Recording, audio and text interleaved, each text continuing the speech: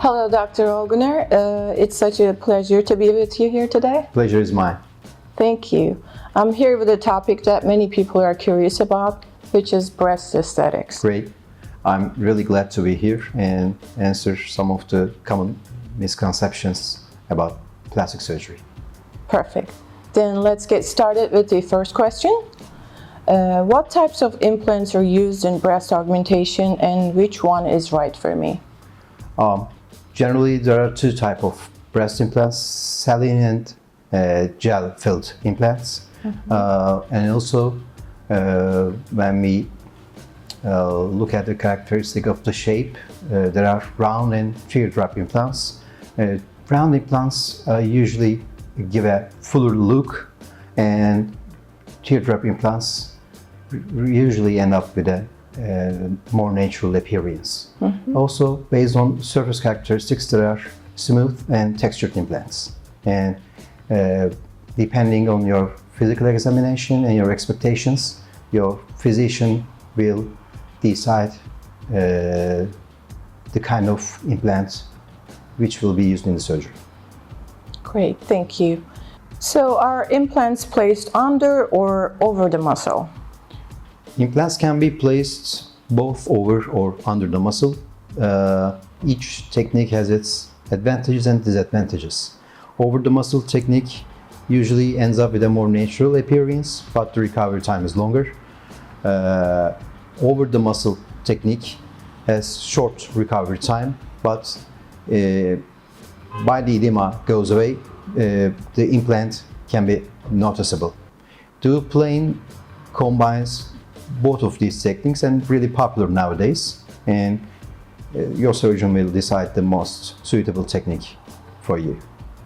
Perfect. So I like to talk about the recovery process. So what is the recovery process like and how long does it take usually?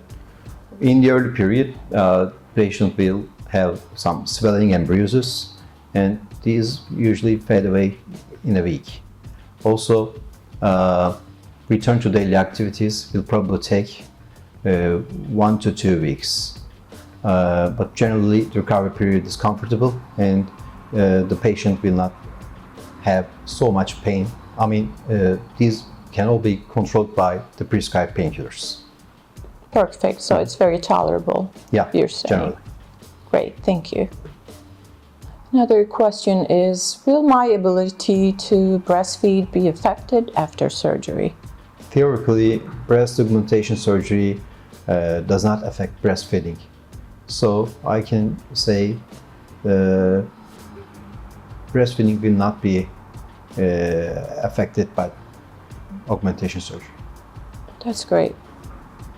Where will these scars be and how will they appear over time? Our scars are usually hidden in discrete locations such as armpit, under the breast fold, or around the areola. Proper skin care, wound care is really important.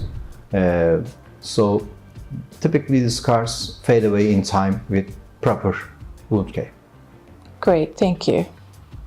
Another important question is, will there be any changes in breast sensation after augmentation?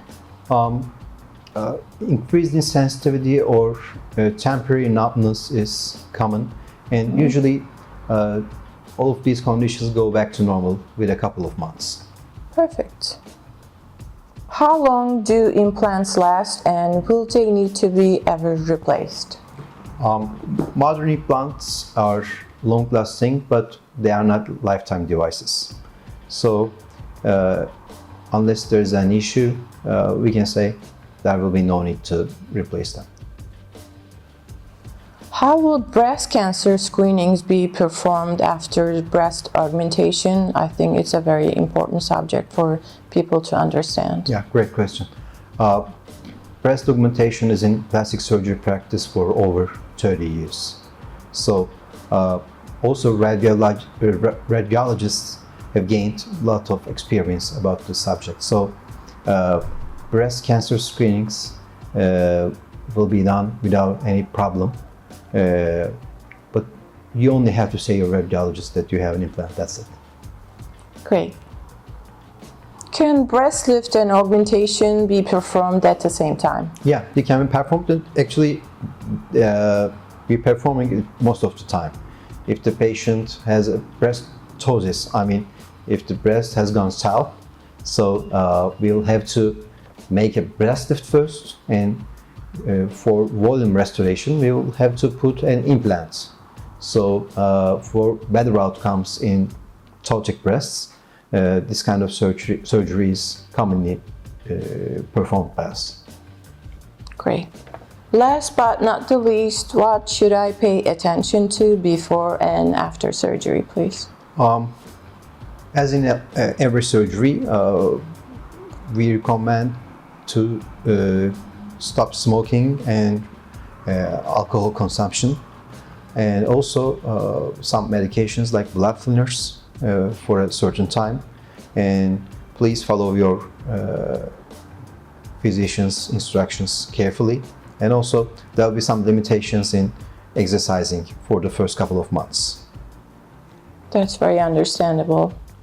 Well, again, thank you, Dr. Olguner. It's always a pleasure to educate and help people better understand plastic surgery, and it's been a pleasure. Thank you so much. Thank you so much. Pleasure is mine. And for the patients, please feel comfortable to contact us if you have any other questions and need further information. Just contact our clinic and we'll be glad to answer your questions. That's great. Thank you.